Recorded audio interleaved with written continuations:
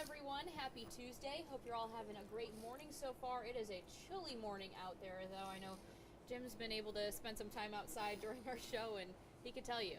Frigid, frigid, bitter cold, an ice box, choose whatever works for you. We're getting into a territory that we don't get that often, and we're going to do it several times over the next week and a half, talking about wind chills in the single digits. And again, I don't say that very often. So when you hear me saying it feels like 8, 7 degrees, that's significant. Cold weather advisory is up. It'll be in effect through 10 a.m. I'll kind of show you those air temps, what you're dealing with, and then that chance for another potential winter weather event over the weekend. This is no slam dunk yet, but things starting to trend towards it happening. So I'll show you what I'm seeing, what I'm thinking, time it out for you guys. The short term, actually for the long term, the cold air, and then we throw into the mix that weekend potential winter weather. So a lot to dig into. We'll do all that in a little bit. I know, I've been wanting to ask you when we'll be able to escape this cold weather pattern, but it seems like we're stuck in this. Don't know. Yeah. Honestly, and to see a 40-degree high is going to be a gift in the next 10 days. If the models hold. And they may shift a little bit. We probably will end up getting over 40 here or there, but the general trend is highs in the 30s every single day, lows near 20 every single night with a lot of teens in there. Hard freeze kind of builds in, and once that ground freezes up, it may not thaw out for a couple of weeks while we're looking right now. Okay, yeah, important to keep in mind there. And there are also a lot of people who went without power this weekend because of the winter storm's impacts, and there are still some lingering power outages up in Bertie County, Hertford County, up in our northern counties there, and a lot of the local governments up there have been operating warming shelters for people who are still dealing with these impacts, still are without power, are left in the dark. So we actually went to both of the warming shelters out in Bertie County, talking to some residents there, as well as people who helped organize the warming shelters in this time of need. Crews worked Monday evening to restore power that was lost during the winter storm this past weekend. 2 temporary warming shelters opened in the county to keep residents out of the cold. One at the Lewiston Vitality Center, located at 121 Main Street in Lewiston, for all Lander residents, after Lewiston Mayor James Pugh saw the need to support residents without power. A lot of people that I spoke to have kerosene heaters. Some had nothing but blankets themselves. A couple of people had their little puppies and they were bundled up. They know we're here. Not only will we provide this space, if they don't have transportation, we will go get them. Saunders, who owns and runs the center, says it took a team to make it possible. We're here today. Walmart has graciously donated food we'll have for the people to eat.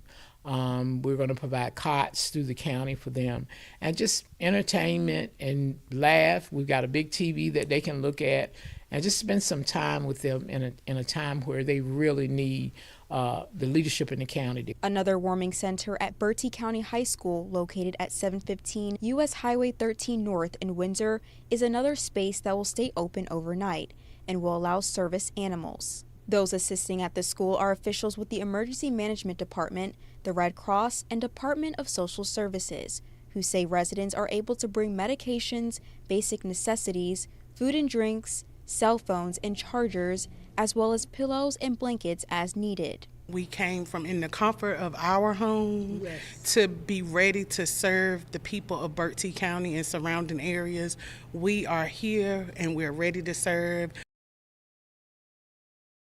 Really great to see that community effort there. A lot of people coming together to help those who are still feeling those power outages. I know most of the people in Bertie County, most of the customers are back with power, but I think they're still working on just a few more. So obviously those are welcome to the public. I believe the one at Bertie County High School is open until 9 o'clock this morning, depending on how power restoration efforts are going. But especially in this frigid cold, if you're without power, you'd want to go to one of these warming shelters, or at least to a neighbor's home. Or You got to be somewhere you can find heat. Yeah, exactly. If you don't have a friend or a neighbor or a loved one, then you got to go find a warming shelter or someplace to get a warm bed. It becomes all the more important. A lot of times in the summertime, I talk about the cumulative effects of a heat wave. Same applies to a long-running cold snap. It has a cumulative effect, both mentally and physically, and on your car, your home heating system. There will be systems that fail as we get deep into this cold run that typically you wouldn't expect would fail, or you think you're in a good shape and all of a sudden something is exposed that normally doesn't get exposed. I talk about when I drive my car in the mountains, it exposes issues I didn't know I had. A long run of cold weather will expose other issues your car didn't know I have, or your home heating system will really struggle once we really get into it. So yeah, we need to take all those things very seriously. When the weather gets this cold, you do not want to be stuck in this kind of cold in your home or in your car for that matter. All right, well, now let's talk about what we are seeing outside. Sure. Luckily, no precipitation, just really, really cold out there. Yeah, that may change over the weekend, but in the short term, we're talking about generally, and that is not looking like the right computer graphic. Hold on one sec, Gigi. Let me click that over. Yeah, that's the other weather computer. That's the one I want right there. Okay. Yep. Pop this one up. Yep.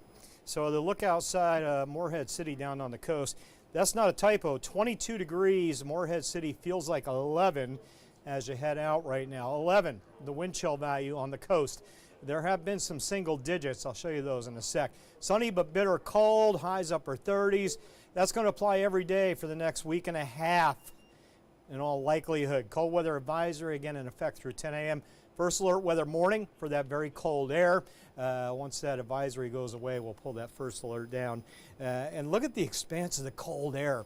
Those are advisories and warnings from Detroit to Buffalo, all points southward into Orlando, Tampa, Daytona Beach, the Lake Okeechobee area down there in Florida, all of Texas, almost all of Oklahoma, all of it, Panhandles not included.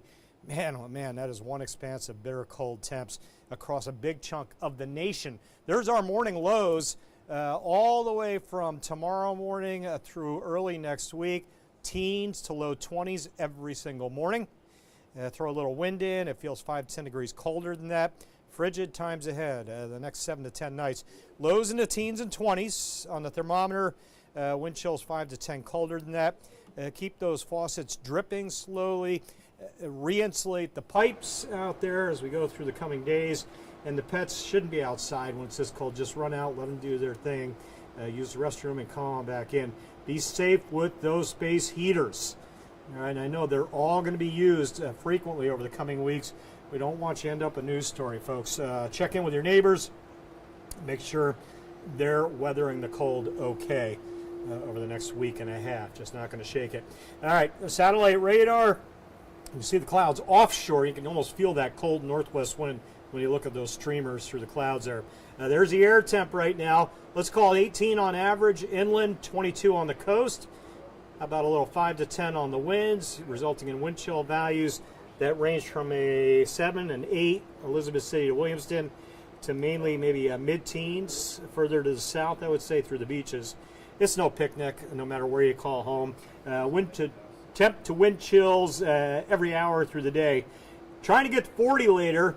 I don't think most of us will get there, and it never feels like we get out of the low 30s this afternoon. That wind, it does turn a little southwest. Usually when you see a southerly wind, if you watch my weather, I tell you it's going to warm up. This is going to be so short-lived, we never get warmer air in here. It turns right back to the north tonight, reinforcing colder air. The wind's not as strong tomorrow, but it is northerly, and that means the chill goes on and on and on and on and on and on. Air temps or wind chills this afternoon, low 30s.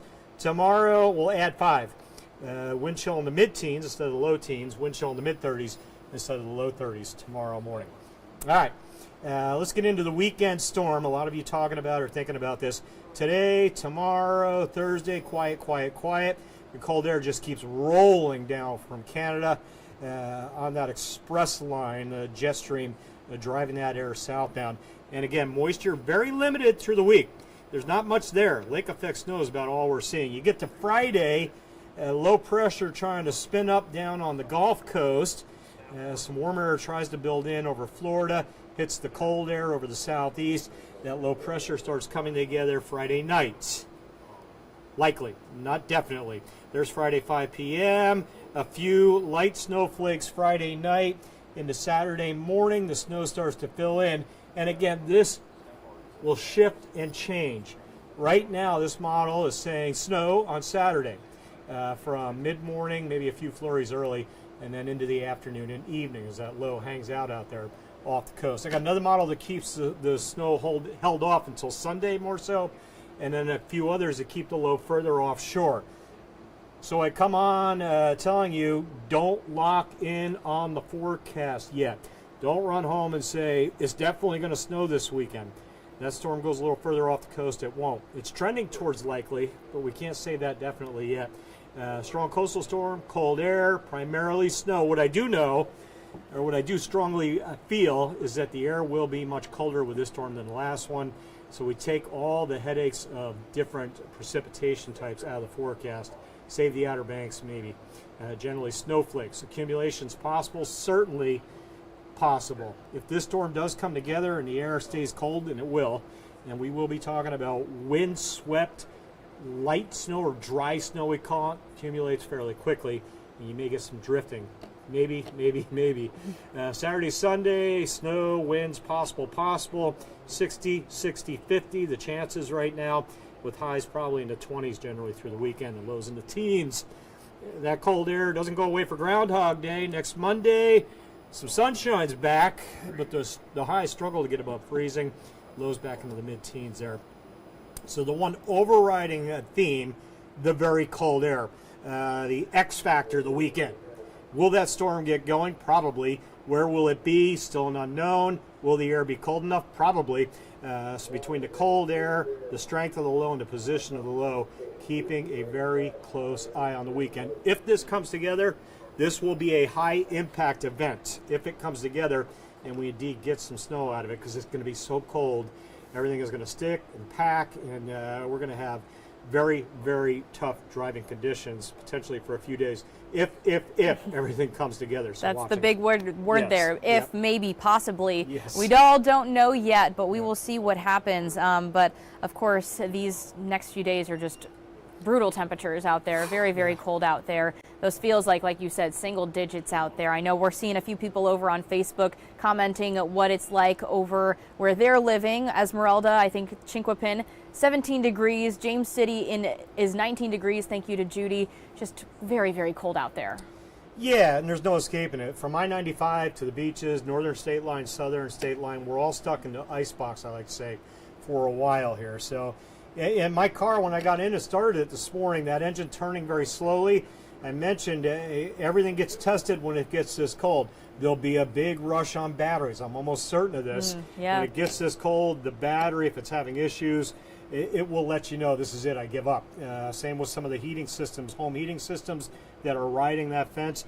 This would be the thing that would push a lot of them over that edge. So hopefully everybody gets through it okay, but I do believe there'll be an uptick in system failures, heating-related system failures over the coming week. That's good to keep in mind. Yep. Thank you for the update on everything, Jim. Yep. And thank you all for joining us this morning. I know we've got a few people in our comments. I also want to just say good morning to Alma. Good morning to Bernice. Bernice, I know I'm also hoping for spring coming on soon, and Pam as well. Yes, we need you, spring. Camden County, Rich, 17 degrees outside as well. And good morning to you, George. We'll be back again at 8 a.m. for another news and weather update. Hope you can join us then. Stay warm. This hour of the WITN First Alert Desk is sponsored by Toyota of Goldsboro.